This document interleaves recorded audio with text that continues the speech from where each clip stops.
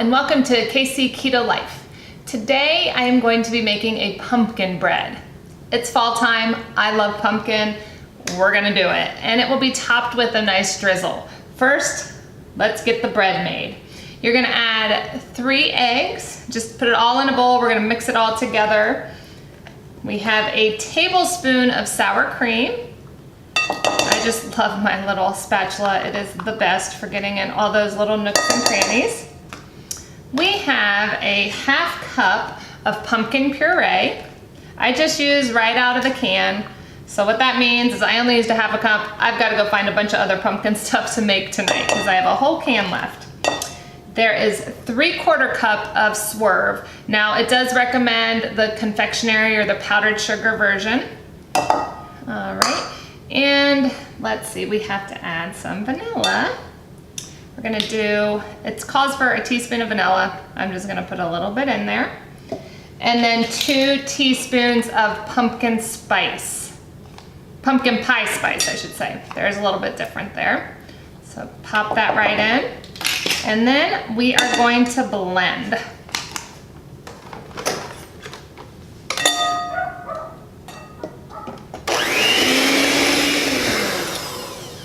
Make sure to get everything off the sides here. Oh, it's already smelling delicious. And for all my pumpkin spice latte fans out there that are on keto, just add a little bit of pumpkin extract into your coffee with some heavy whipping cream. It tastes just the same. All right, that is all nice and incorporated. Now, prior to coming on, what I did is I put this is a 1/4 cup of coconut oil and 1 tablespoon of butter. I just melted that together prior to starting. So we're gonna add that, gradually add that and mix it in.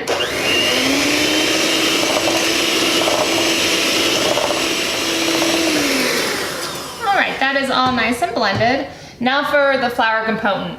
I used coconut flour, which it's a 1/4 cup of coconut flour plus a tablespoon of coconut flour. And in here I've also got a 1/2 of a teaspoon of baking powder and just a little bit of salt. So we're gonna go ahead and incorporate that into the mix. Now, get those sides one more time.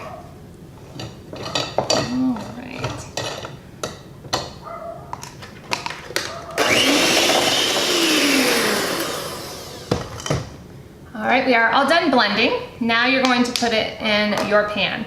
Funny story, I got my pan ready to go and I have a nice big silicone pan. And then I re-looked at all my ingredients and I was like, this is not gonna fit. It called for mini pans. So we are going to use these little bars, which I think are gonna be phenomenal because then it already portions it out for me. And it is silicone, I can bake it. So just portion it out as you would. I usually use these for fat bombs, but this is gonna work beautifully. Set that down real quick. I'm gonna go back and fill a couple because they got not quite as much.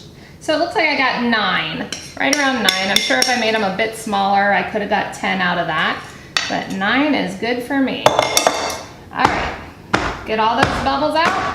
And we are going to put it in the oven at 350 for 45 minutes. All right, while that is cooking, we're gonna make the topping. You can make a drizzle, you can make an icing. I'm gonna make kind of an in-between. So first I'm going to add 2 ounces of cream cheese, and this has been sitting out for about an hour, so it's a little bit soft. It's easier to work with that way. And then we add a tablespoon of the Swerve, the confectionery Swerve. I generally use the confectionery because it blends really well, doesn't have that grainy feel. All right, a little bit of vanilla and some heavy whipping cream. Now with this, this is really just gonna depend on how, if you like wanna drizzle it on or more of an icing. I'm gonna start with about a tablespoon of this.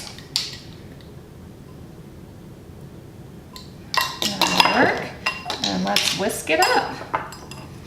Now, depending on how soft your cream cheese is will determine how easy it is to whisk up to start. All right, I'm gonna add just a little bit more cream because it's pretty thick right now.